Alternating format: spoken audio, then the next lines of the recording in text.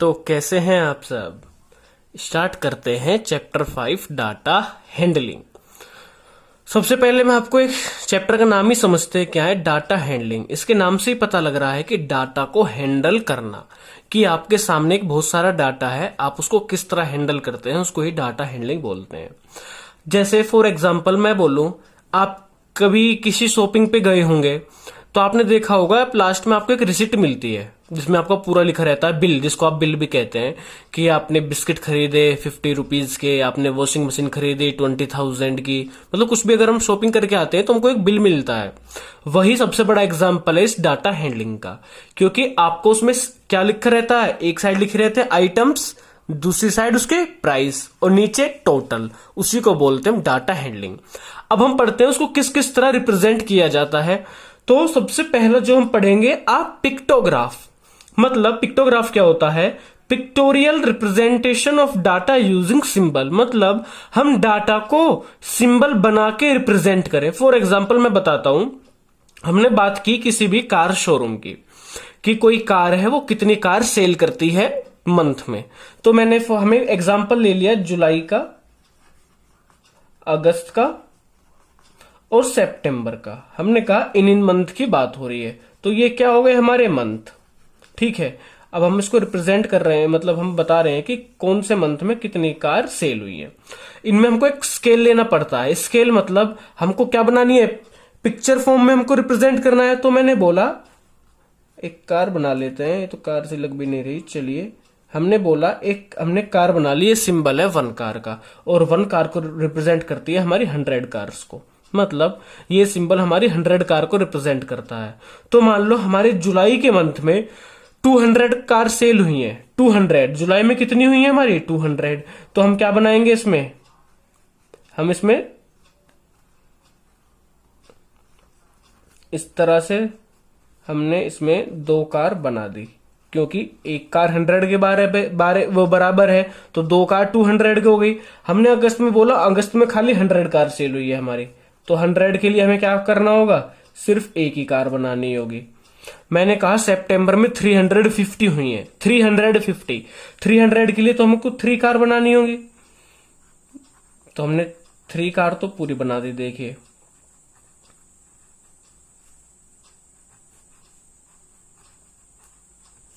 और 300 तो हो गई 3 कार, लेकिन हमारी कार कितनी सेल हुई है 350। एक बात बताओ बच्चों, अगर ये पूरी एक कार 100 के बराबर है, तो अगर मैं एक आधी कार बनाऊं तो ये किसके बराबर होगी हमारी, हाफ के, क्योंकि एक पूरी 100 के बराबर अगर मैंने आधी बनाई तो 50 के। तो इसको बोलते हैं पिक्टोग्राफ, मतलब पिक्चर की फॉर्म में हमने डाटा बता दिया। अब कोई भी अगर आएगा देखेगा, अच्छा एक सिंबल 100 के बराबर है, तो जुलाई में 200 कार सेल हुई है, अगस्त में 100, सितंबर में 350। तो ये होता है डाटा हैंडलिंग में सबसे पहले टॉपिक हमारी पिक्टोग्राफ। ये हमने अपने जूनियर क्लासेस में पढ़ा था। अब चलते हैं आगे। नेक्स्ट आ गया हमारा बार ग्राफ। ये बार ग्राफ क्या चीज है, मैं सबसे पहले आपको डेफिनेशन बोलूंगा, फिर उसका मतलब बताऊंगा, सुनो ध्यान से। बार ग्राफ होता है a display of information using bars of uniform width, their height being proportional to the representative value. कहने का मतलब क्या हुआ, सुनो। हम वो ग्राफ जिसमें हम बार्स बनाए, बार जानते हो क्या होता है, देखो मैं बना के एक एग्जाम्पल के साथ बताता हूं। मैं एक बार ग्राफ बना रहा हूं, एक एग्जांपल देता हूं आपको बार ग्राफ क्या होता है। इस वाले को हम बोलते हैं एक्स एक्सिस, इसको बोलते हैं वाई एक्सिस। ठीक है, और ये हमारी ओरिजिन होती है जिसको हम 0 से रिप्रेजेंट करते हैं। मैंने बोला आपसे कि number of student in class 8th, कि भाई किस ईयर में कितने बच्चे थे। यहां पे मैं रिप्रेजेंट कर रहा हूं नंबर्स ऑफ स्टूडेंट, आप क्लास 8th में हो ना, number of student of in class 8th। हम एक एकेडमिक ईयर की बात कर रहे हैं कि किस ईयर में 8th क्लास में कितने बच्चे थे।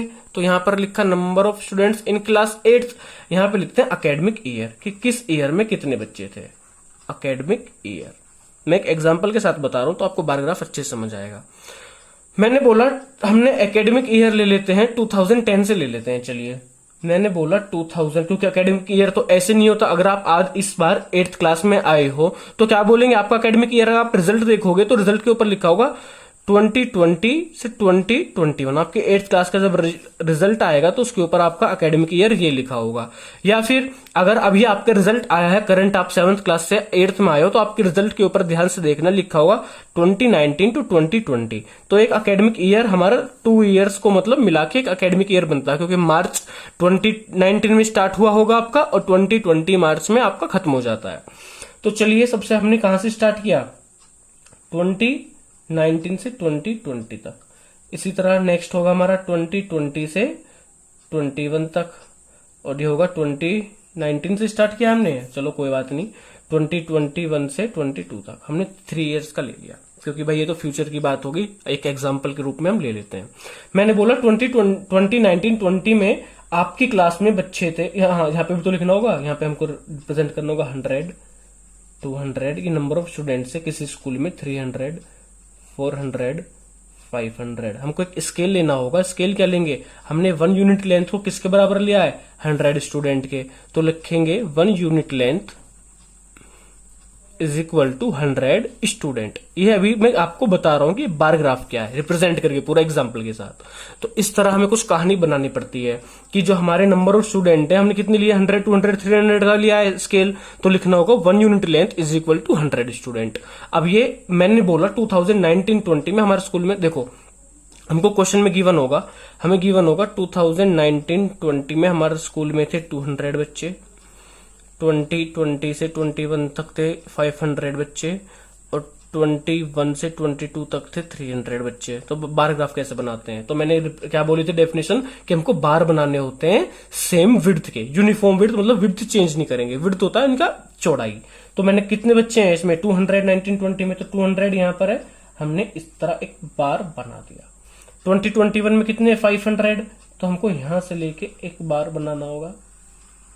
21 से 22 में कितने, 300, तो हमको ये, अगर आपको ध्यान से दिख रहा होगा, क्योंकि जब हम बार ग्राफ पे बनाते, मतलब ग्राफ पेपर बनाते हैं, तो बिल्कुल अच्छे से लगता है। तो इनकी क्या होनी चाहिए, इनकी विड्थ सेम होनी चाहिए, लेकिन इनकी height according to data change होती रहती है, इसको बोलते हैं बार ग्राफ। इसी से रिलेटेड है डबल बार ग्राफ।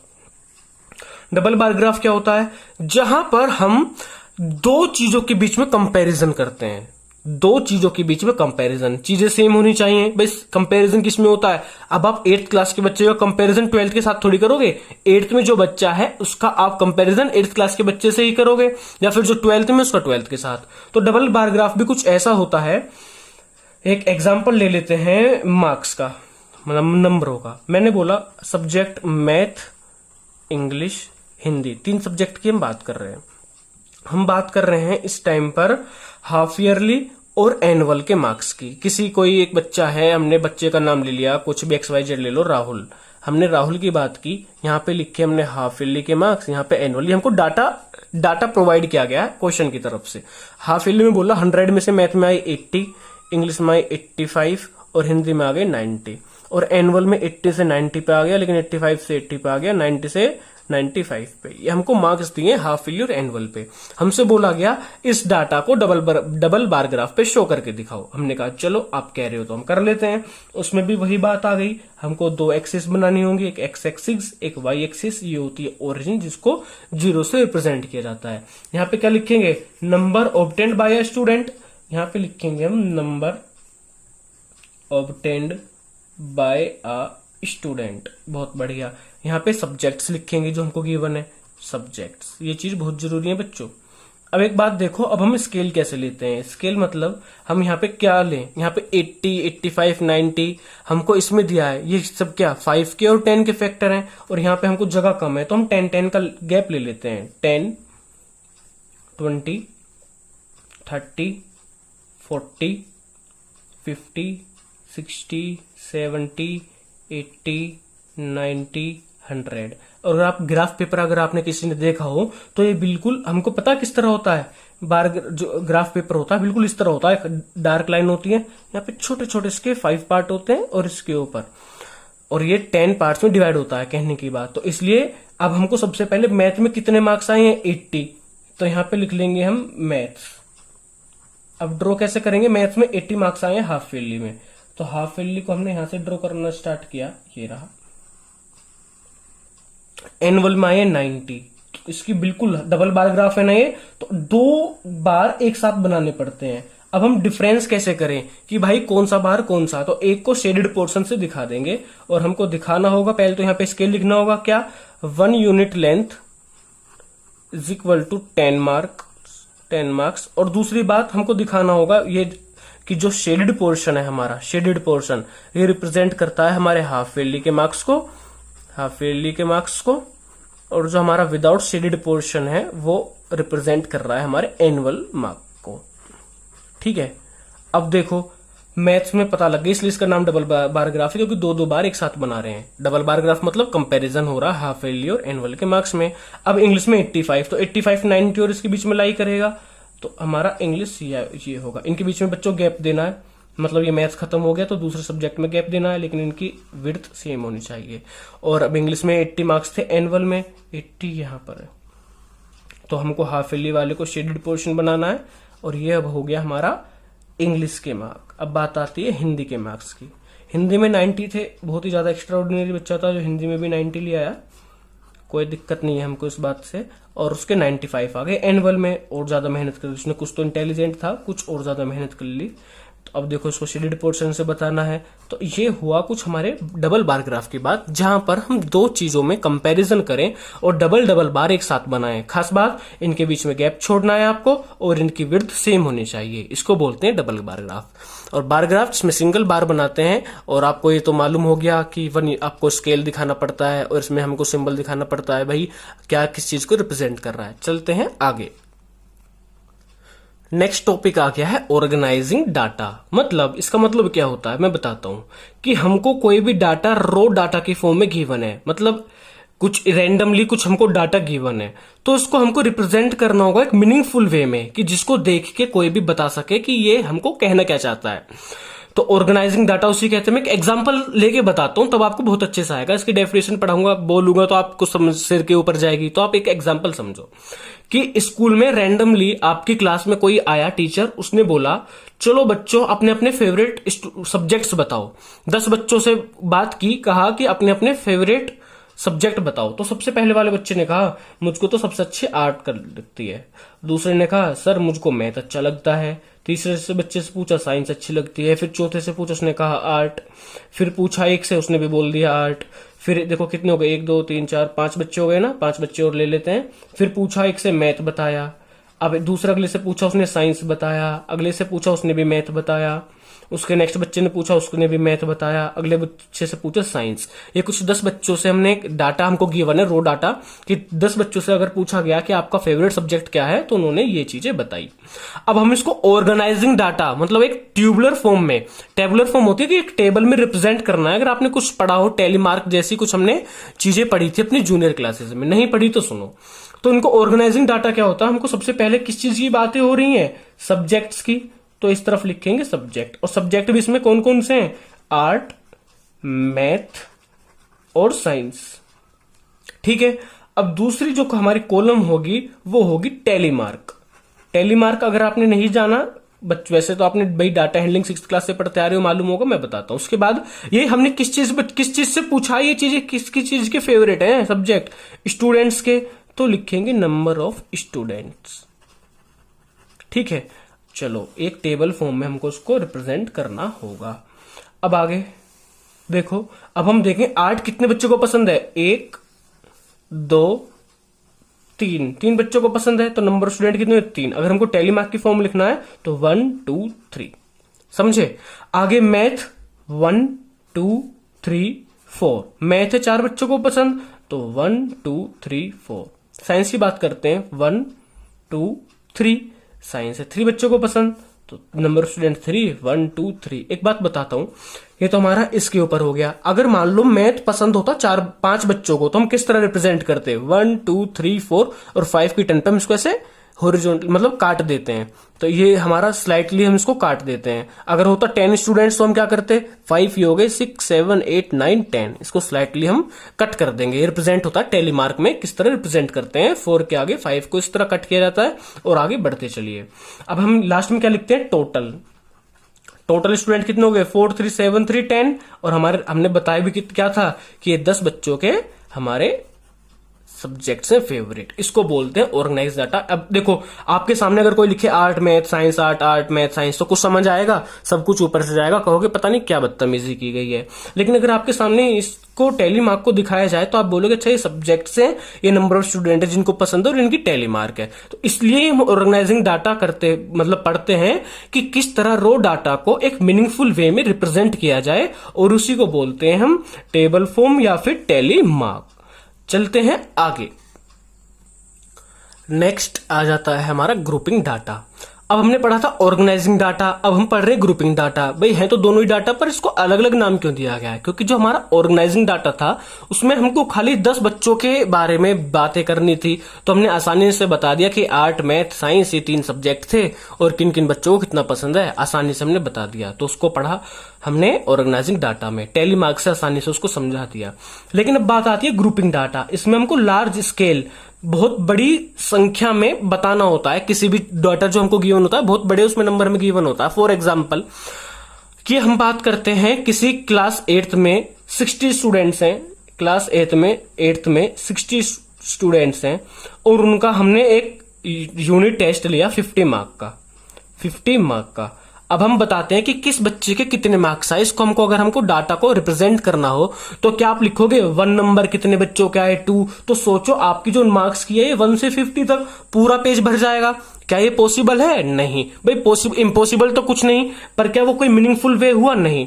तो हम क्या करते हैं, उस चीज से बचने के लिए ग्रुप बना लेते हैं। हमने एक ग्रुप बनाया कि 0 से 10 मार्क कितने बच्चों के आए, फिर 10 से 20 मार्क कितने बच्चों के आए। तो ये हमारा एक इजी वे हो जाता है। तो मैं आपको बताता हूं, यहां पे सबसे पहले लिखते हैं ग्रुप, या फिर इस ग्रुप का ही दूसरा नाम है क्लास इंटरवल। 2 चीजों से इसको हम बोल सकते हैं, ग्रुप या क्लास इंटरवल। ग्रुपिंग डाटा में हम क्या करते हैं, हम किसी भी चीज को ग्रुप या फिर क्लास इंटरवल में डिवाइड कर लेते हैं। उसके बाद वही अपनी पुरानी बात टैली मार्क, अभी हमने इससे थोड़ी देर पहले इसका जिक्र किया था। और उसके बाद फ्रीक्वेंसी। अब ये फ्रीक्वेंसी क्या है? अगर हमने बात की थी इससे पहले हमने बात की थी तो हमने वहां पे फ्रीक्वेंसी का जिक्र नहीं किया। हमने वहां पे डायरेक्टली क्या लिख दिया था, नंबर ऑफ स्टूडेंट्स इस जगह पर टैली मार्क के बाद। तो बच्चों ये number of student he frequency है कि कितने बच्चों का मार्क आए हैं 0 से 10 के बीच में। तो मैं आपको सबसे पहले फ्रीक्वेंसी की डेफिनेशन बताता हूं। The number of tallies before each subject, जो हमने सब्जेक्ट की बात की थी ना इससे पहले, कि जो उसकी अगर मैं फ्रीक्वेंसी की डेफिनेशन बताऊं, the number of tallies before each subject give the number of student whose like the particular subject, और उसी को हम बोलते हैं फ्रीक्वेंसी। पहले वाले की बात की तो अगर मैं इसकी बात करूं, इसमें फ्रीक्वेंसी क्या होगा कि number of student obtained mark from given data are known as frequency. मतलब जो हम, देखो मैं बताता हूं, सुनो मैंने पहले डिवाइड किया 0 से 10 मार्क कितने बच्चों के आए, 10 से 20, 20 से 30, 30 से 40 और 40 से 50। हमको कोई भी डाटा गिवन होगा, मैं रो डाटा नहीं दिखा रहा क्योंकि पेज भर जाएगा, उससे बताता हूं। तो बोला 0 से जो 10 मार्क हैं, 0 से 10 के बीच में वो 2 बच्चों के आए, 10 से 20 10 बच्चों के आए, ये 21 के आए, ये 19 के आए, ये 7 के आए। ठीक है, ये हमारे बच्चों के मार्क्स हैं। मार्क्स कितने में से आए? 50 में से। तो यहां तक हो गई बात। अब टैली मार्क क्या होगी? 2 है तो 1 2, 10 है तो 1 2 3 4 5 6 7 8 9 10, 21 1 2 3 4 5 6 7 8 9 10, 11 12 13 14 15 16 17 18 19 20 और एक 21, 19 1 2 3 4 5 6 7 8 9 10, 11 12 13 14 15 16 17 18 19, 7 1 2 3 4 5 1 2 7 हो गए। तो ये हमारा पूरा ग्रुपिंग डाटा हो गया कि 0 से 10 मार्क 2 बच्चों के आए थे, ये जिसकी टैली मार्क। तो ये फ्रीक्वेंसी क्या है? नंबर ऑफ स्टूडेंट ही तो है ये, नंबर ऑफ स्टूडेंट। तो हम इनको नंबर ऑफ स्टूडेंट ना लिख के फ्रीक्वेंसी लिख देते हैं। फ्रीक्वेंसी क्या होती है कि ये गिवन कितने टैली मार्क से मैच कर रहे हैं उसी को फ्रीक्वेंसी बोलते हैं। तो अगर आप यहाँ पे फ्रीक्वेंसी की जगह नंबर ऑफ स्टूडेंट्स भी लिखोगे कोई गलत नहीं करेगा, पर जनरली डाटा हैंडलिंग में हम इसको रिप्रेजेंट करते हैं फ्रीक्वेंसी से। तो बिल्कुल भी इस चीज की चिंता मत करना कि ये फ्रीक्वेंसी क्या है, ये हमारे नंबर ऑफ स्टूडेंट्स है जिन्होंने मार्क ऑब्टेन्ड किए हैं। तो ये हो गया हमारा ग्रुपिंग डाटा, या फिर मैं इसको बोल सकता हूं क्लास इंटरवल। क्लास इंटरवल हमने क्या किया, तो अब हाँ एक बात और, अब ये तो हमारा एक टेबल फॉर्म में हो गया, यही अब हमारी बात यहीं खत्म नहीं होती। अब इसको ग्राफ पे किस तरह रिप्रेजेंट किया जाए, बात ये होती है। तो इसको क्या हम इसमें टैली मार्क बनाएंगे या फिर हम इसमें बार ग्राफ बनाएंगे, नहीं टेलीमार्क तो यही हो गया। क्या इसमें हम बार ग्राफ बनाएंगे, डबल बार ग्राफ बनाएंगे? तो ना ही इसमें हम ग्राफ बनाएंगे ना बार ग्राफ। में बताता हूं इसमें बनता क्या है। इसमें बनता है हमारा हिस्टोग्राम। अब ये कौन सी चीज है भाई, हिस्टोग्राम? तो देखो मैं इसको आपको रिप्रेजेंट करके दिखाता हूं तो आपको अच्छे से क्लियर होगा कि ये हिस्टोग्राम क्या होता है। एक होती है एक्स एक्सिस, एक होती है वाई एक्सिस। तो ये एक्स हो गई, ये वाई हो गई। यहां पे लिख देते हैं मार्क्स ऑफ द स्टूडेंट, कि बच्चों के कितने नंबर हैं, मार्क्स ऑफ द स्टूडेंट। और यहां पे हम क्या लिखेंगे, ये क्या है, नंबर ऑफ स्टूडेंट्स। मैं आपको ड्रॉ करके बताता हूं तो आपको हिस्टोग्राम क्लियर हो जाएगा। ये ओरिजिन है। सबसे बड़ी बात, ये ओरिजिन से ही स्टार्ट होता है। तो नंबर ऑफ स्टूडेंट कितने हमारे, 2, 10, 21, 19, 7। तो अच्छा होगा इसमें हम क्या क्या ले लें, 2 का गैप ले लेते हैं। तो देखो मैं 2 का गैप ले लेता हूं। यहां पे लिया 2, 4, 6, 8, 10, 12, 14, 16, 18, 20, 22, 24। ठीक है, वैसे 22 तक हमारा काम चल जाता क्योंकि हाईएस्ट। तो देखो 0 से 10 कितने बच्चों के मार्क्स आए हैं, 2 बच्चों के। तो 0 यहां पे मैं, हाँ यहां पे भी हमको लिखना होगा 10, 20, 30, 40, 50। क्योंकि देखो ये 0 से 10 से 20, 20 से 30, 30 से 40, 40 से 50। 0 से 10 2 बच्चों के मार्क्स हैं। तो ये हो गया हमारा, ये लीजिए। आगे 10 से 20 10 बच्चों के मार्क्स हैं। तो इसको यहीं से इससे मिला के ये 10 बच्चों के मार्क्स हो गए। 10 से 20 21। तो 21 कहाँ है हमारा, 20 और 22 के, भाई 20 और 22 के बीच में 21 होगा इस तरह। आगे 19 और 7, 19 का क्या होगा, 18 और उसके बीच में। और इसके बाद हमारा आता है 7 होगा 6 और इसके बीच में। इस तरह इनको रिप्रेजेंट करते हैं। हिस्टोग्राम होता है जहां पर ओरिजिन से ही हम स्टार्ट करें ड्रॉ करना और इनके बीच में गैप ना हो। सबसे बड़ी बात हिस्टोग्राम की। और ये ड्रॉ कहां किया जाता है, जहां पर डाटा हमको क्लास इंटरवल में गिवन हो। दोबारा सुनो, जहां पर डाटा हमको क्लास इंटरवल में गिवन हो वहां पर बनता है हमारा हिस्टोग्राम। ये ग्राफ और मतलब ये bar graph double bar graph से अलग क्यों है, क्योंकि वहां पे बीच बीच में गैप दिया जाता था। है तो भाई ये भी बार ग्राफ ही, क्योंकि देखो सेम विड्थ के, हाइट इनकी चेंज हो रही है, लेकिन ये स्टार्ट कहां से होता है, ओरिजिन से, और इनके बीच में गैप नहीं होता। चलते हैं आगे। नेक्स्ट आता है पाई चार्ट। पाई चार्ट क्या होता है, अब हमारा इसको भी देखना पड़ेगा। इसको हम सर्कल ग्राफ भी, पाई चार्ट का दूसरा नाम है सर्कल ग्राफ, ध्यान देना, सर्कल ग्राफ। ठीक है, अब ये होता क्या है पाई चार्ट। अब इसमें हमको डाटा गिवन होता है इस सर्कल की फॉर्म में। फॉर एग्जांपल अगर मैं बात करूं, आपके किसी भी बच्चे का एक हमको गिवन है डाटा कि वो पूरा दिन में क्या करता है, पाई चार्ट की फॉर्म में बोला गया है वो सोता कितना है। चलो मैं बताता हूं, ये इसका सेंटर मान लो, ये उसका स्लीप गिवन है, कितना वो सो रहा है। ये उसका होम बाई ये गिवन है, कितने टाइम में होमवर्क करता है, कितने टाइम वो अपना खेलता है, कितने टाइम टीवी देखता है, कितने टाइम स्कूल रहता है। तो ये स्कूल है, ये उसका प्ले टाइम है, ये अदर एक्टिविटी है कि घर में वो क्या क्या काम करता है, कुछ भी छोड़ो, उसका नहाना खाना पीना हमें मतलब नहीं, ये उसका होमवर्क टाइम है। बोला गया है वो दिन में 8 घंटे सोता है, 8 आवर। 6 आवर वो क्या करता है, स्कूल में रहता है। 3 आवर वो गेम खेलता है, पबजी। अदर 3 आवर करता है जो भी नहाना खाना है। होमवर्क को 4 आवर करता है। ये पूरा एक रूटीन गिवन है किसी बच्चे का पाई चार्ट की फॉर्म में। तो हमको क्वेश्चन किस तरह आएगा, क्वेश्चन आया कि बताओ कि कितना फ्रैक्शन वो अब सोता है, पूरे दिन में कितना टाइम वो सोता है। हमको क्या बतानी होगी, प्रोपोर्शन बताना होगा कितने टाइम सोता है। तो निकालने का भाई एक दिन में कितने घंटे होते हैं, अगर आप इन सब आर को प्लस करोगे ना तो आंसर आपका आएगा कितना, 24, क्योंकि 24 आर तो होते ही है। तो इस तरह हमको एक डाटा गिवन होगा, इसको बोलते हैं पाई चार्ट। अब हमसे क्वेश्चन क्या पूछेगा, इस तरह में क्वेश्चन पूछेगा, बताओ कितने प्रोपोर्शन वो दिन में सोता है, स्लीप का पूछा। तो वही इसका निकालने का तरीका, टोटल टाइम कितना, होल डे कितना होता है, whole day upon number of sleeping hour, number of sleeping hour upon whole day. मतलब कितने आवर वो सो रहा है और कितना टाइम दिन में होता है, तो कितने देर सो रहा है, 8 आवर। और टोटल कितना होता है, 24। कटता है तो काट दो, 8 1 जा 8, 8 3 जा 24। तो 1/3 प्रोपोर्शन वो घर का पूरे दिन का रूटीन किस में अपना कन्वर्ट कर रहा है, सोने में। दूसरा आता है क्वेश्चन इसी तरीके से, एक तो हो गया प्रोपोर्शन में, दूसरा आता है कि बताओ कितने एंगल, इसमें हमको एंगल भी बताना होता है, एक सेंट्रल एंगल, ये कितने डिग्री का एंगल है स्लिप का, ये भी आता है। तो उसमें क्या करना होता है, जो भी हमारा प्रोपोर्शन आया उसको 360 से मल्टीप्लाई करना होता है। अब ये 360 से ही क्यों मल्टीप्लाई करना होता है बच्चों, क्योंकि जो सर्कल का सेंट्रल एंगल होता है ना, टोटल 360 होता है, और हम बता किस करें, स्लिप का। और स्लिप कितनी देर ये सो रहा है पूरे दिन में, 1/3। तो बच्चों देखो इसको कैलकुलेट कैसे करेंगे, आप इसको किस तरह करते हैं, 1/3 पूरे दिन का प्रोपोर्शन हो रहा है, मल्टीप्लाई बाय 360। तो 3 से काटेंगे, 3 1 जा 3, 3 2 जा 6, 120। तो ये 120 डिग्री। तो इस क्वेश्चन दो तरीके से पूछा जाता है, एक तो डिग्री में और एक प्रोपोर्शन में। तो अगर प्रोपोर्शन में पूछा हो आपको यहीं तक छोड़ देना, डिग्री में पूछा हो तो 360 से मल्टीप्लाई करते हैं, कारण क्योंकि सेंट्रल एंगल हमारा 360 का होता है। या तो क्वेश्चन आपको डायग्राम बना हुआ आएगा पाई चार्ट, या फिर आपको बनाना होता है। अब हम कैसे ड्राइंग का पाई चार्ट, कि ये पाई चार्ट बनाया कैसे जाता है, इसको पढ़ते हैं। तो आपको एक रफली डाटा गिवन होगा, मैं एक एग्जांपल लेके बताता हूं कि ड्राइंग का पाई चार्ट किस तरह बनाया जाता है। हम एक डाटा ले लेते हैं कि पहले मैं इसको ड्रॉ करता हूं कि फ्लेवर, और ये क्या है, प्रिफरिंग ऑफ स्टूडेंट, परसेंटेज लिख लेते हैं, परसेंटेज, ये तो गैप छोटा हो गया, लिख दो percentage of students preferring the flavour. Flavour की बात की गई कि भाई किस बच्चे को कौन सा फ्लेवर अच्छा लगता है। तो 3 फ्लेवर ले लेते हैं। एक तो लिख लेते हैं चॉकलेट, शॉर्ट फॉर्म लिख लेते हैं, एक लिखते हैं वेनिला, और एक अदर फ्लेवर कोई भी जो आपको पसंद हो, मेरे को नाम नहीं पता ज्यादा। ठीक है, हमने बोला चॉकलेट 50% बच्चों को अच्छी लगती है, वेनिला 25% और अदर फ्लेवर भी 25%। ये हमको एक डाटा गिवन है, बस हमको क्वेश्चन इस टाइप से आएगा, एक डाटा गिवन है। अब हमें करना क्या होगा, क्वेश्चन आएगा एक पाई चार्ट बना के दिखाओ।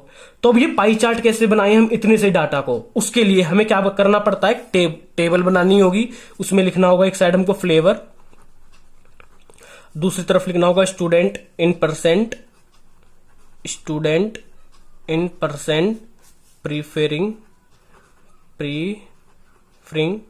The flavour. ठीक है, और दूसरी तरफ क्या लिखना होगा, इसकी percentage, fraction of 360, fraction of 360 degree. इस 3 कैटेगरी में हमें से डिवाइड करना होगा। या फिर मैं यहां पे सेंट्रल एंगल भी लिख सकता था, आप इस फ्रैक्शन ऑफ 360 की जगह क्या लिख सकते हो, सेंट्रल एंगल।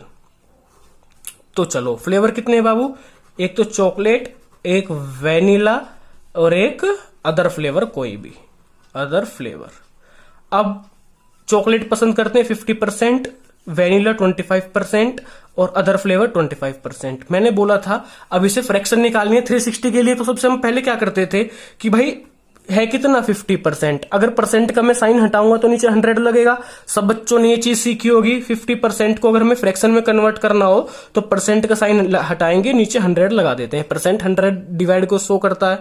अब हमको फ्रैक्शन बताना 360 के लिए तो सेंट्रल एंगल से मल्टीप्लाई करना होता है 360 डिग्री एंगल बताने के लिए। तो देखो 52 जा 100, 2 से कटेगा ये 180 टाइम, तो 180 डिग्री इसका सेंट्रल एंगल आया। इसी तरह 25 का निकालेंगे तो 25 डिवाइड बाय 100 इंटू 360, 360 से मल्टीप्लाई क्यों कर रहे हैं, क्योंकि किसी भी सर्कल का जो सेंट्रल एंगल होता है वो 360 होता है। सबसे पहले हमने किया था ना, यहाँ पे स्लिप को फ्रैक्शन में निकाला था 360 से मल्टीप्लाई। यहाँ पे मैं 2 अलग अलग स्टेप ना करके एक साथ कर रहा हूँ। फ्रैक्शन के लिए 100 से डिवाइड किया, 100 से क्यों, क्योंकि ये परसेंट में था। आगे 25 से 4 टाइम, और 4 से कट गया है 4 9 30 90 डिग्री, और ये भी 25% है तो ये भी हमारा 90 डिग्री आएगा। अब हमारे पास ये एंगल आ गए हैं, अब हमको सर्कल के अंदर ड्रॉ करना है। तो भाई 180 है ना, तो 180 क्या होता है, एक स्ट्रेट एंगल होता है ना 180 डिग्री, ये पूरा 180 डिग्री। और 90 क्या होता है, जो 90 डिग्री का एंगल बनाए। तो ये 180 डिग्री क्या है, स्टूडेंट्स जो क्या पसंद करते हैं, चॉकलेट, पूरा लिख देते हैं जगह है तो। और ये क्या है हमारा, वेनिला, और अगला क्या है हमारा, अदर फ्लेवर। इस तरह इनको ड्रॉ किया जाता है किस चीज के अंदर, अदर फ्लेवर में, अदर वेनिला लिख रहा हूं, अदर फ्लेवर, FLAVOUR। ठीक है, अगर स्पेलिंग नहीं दिखी हो तो इस तरह था कि पाई चार्ट क्या होता है, किस तरह इसको ड्रॉ किया जाता है, ये कुछ कहानी। और जब हम क्वेश्चन करेंगे बहुत अच्छे से समझ आएगा। अब चलते हैं लास्ट टॉपिक की तरफ। लास्ट टॉपिक है हमारा प्रोबेबिलिटी, और सबसे इजी अगर कोई टॉपिक मैं बोलूं इस पूरे चैप्टर में तो ये यही है, प्रोबेबिलिटी। वैसे तो ये चैप्टर ही सबसे इजी है, डाटा हैंडलिंग। लेकिन इस क्वेश्चन में 2 क्वेश्चन जरूर आते हैं, पहला टेली मार्क्स से आपको कोई भी ग्राफ बनाने के लिए और दूसरा प्रोबेबिलिटी। 100% प्रोबेबिलिटी से क्वेश्चन बनता है, तो इसलिए इसको बिल्कुल भी हल्के में मत लेना, और इतना ईजी है कि आप हल्के में लेने पे मजबूर हो जाओगे। दूसरी दोनों बात हो गई।